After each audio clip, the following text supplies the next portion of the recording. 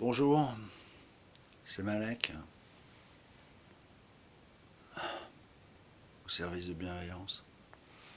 Quelque part perdu dans ma limbe,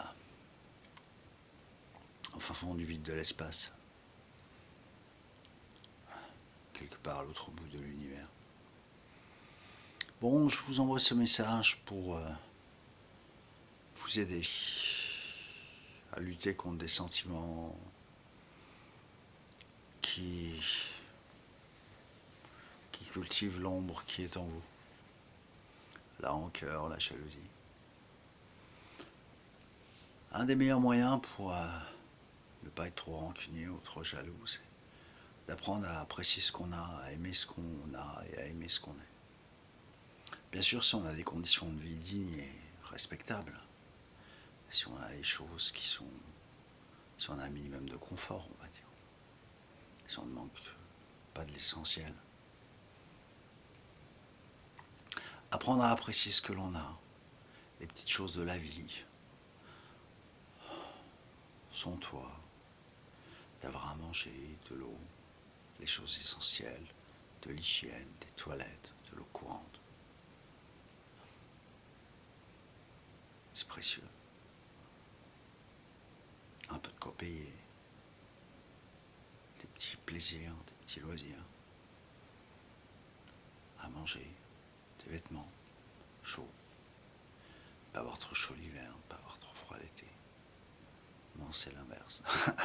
Je me suis trompé. C'est pas grave.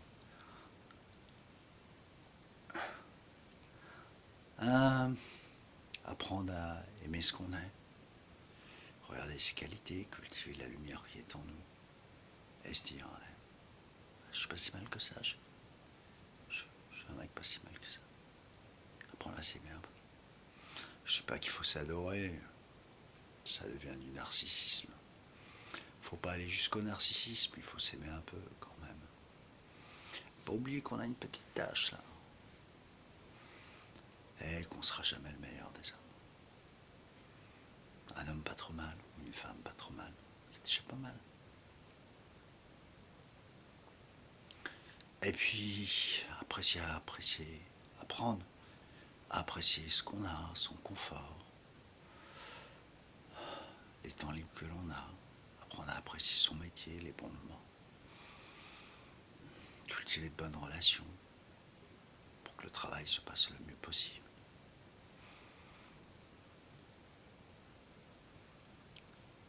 Voilà.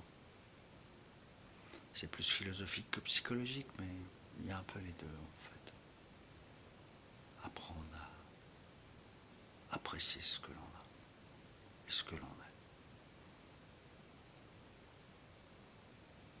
C'est très important. On est beaucoup moins rancunier et beaucoup moins jaloux. Et cette tâche sombre, nourrie par la rancune, l'amertume et la jalousie vis-à-vis de ceux qui ont plus, elle se réduit. Bien sûr, si on manque de tout, on est en droit de se plaindre, de se révolter et de faire des doléances. Et de demander à avoir de meilleures conditions de vie.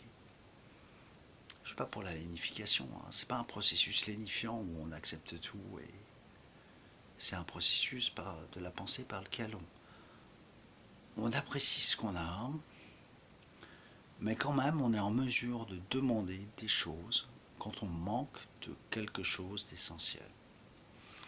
Mais ici on va à l'essentiel, à ce dont on a besoin, à ce dont l'homme a besoin.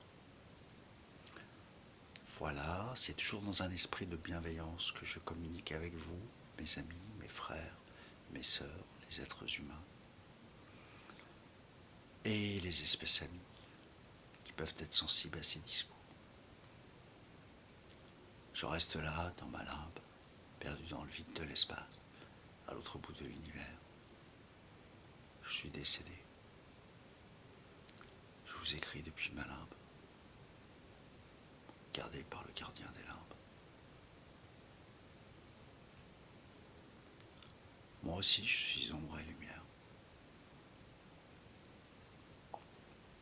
Je vous enverrai des petits messages. Ils m'ont tué, vous vous rappelez quand je m'amusais. Excusez-moi, je n'ai pas pu m'empêcher de mettre un bras d'humour. Pourtant, elle était sérieuse cette vidéo au début. Mais voilà, j'ai une âme d'enfant, je suis un petit rigolo, je m'amuse comme un petit fou. Quand je fais le diable, si vous savez ce que je me suis amusé, mais qu'est-ce que je me suis amusé. Ça aussi, c'est important d'apprendre à s'amuser, à se détendre, pour être bien dans sa peau. Bon, bah, je vous dis au revoir, avec bienveillance, beaucoup de tendresse, d'amour, de respect. Et je vous souhaite à tous